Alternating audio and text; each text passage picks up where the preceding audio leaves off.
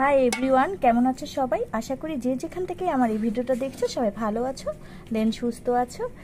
আজকে আমি একবারে ছোট ছোট করে কিন্তু গোশ দিয়ে তেহেরি রান্না করে ফেলেছি। আর এই গোশটা যদি তোমরা অনেকক্ষণ প্রেসার কুকারে দাও এরকম ঝুড়া ঝুড়া গোশ হয়ে যাবে। আর এইটা দিয়ে তেহেরি রান্নালে অনেক ভাল লাগবে।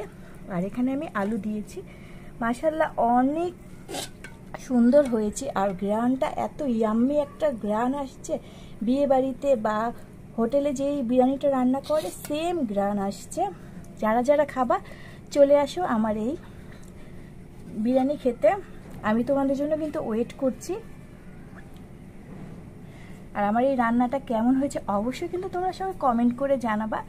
আমি অনেক মজা করে তেহেরি রান্না করি, যারা যারা খাবে তারা চলে আসবে। সবাইকে কিন্তু আমি এক প্লেট করে করে এই তেহেরি খাওয়াবো।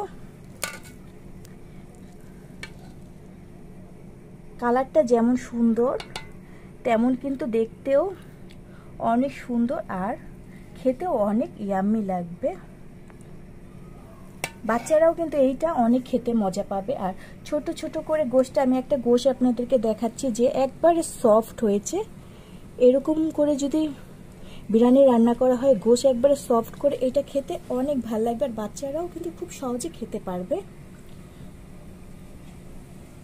যদি আমার ভিডিওটা ভালো লেগে থাকে তাহলে অবশ্যই লাইক, কমেন্ট আর শেয়ার করতে ভুলবে না।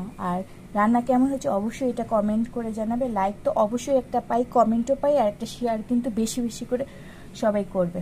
তাহলে আমি একটা নতুন বিরিয়ানির দোকান দিয়ে বসবো, সেখানে তোমাদের সবাইকে আমি ফ্রি ফ্রি খাওয়াবো। টাটা, বাই বাই, আল্লাহ হাফেজ।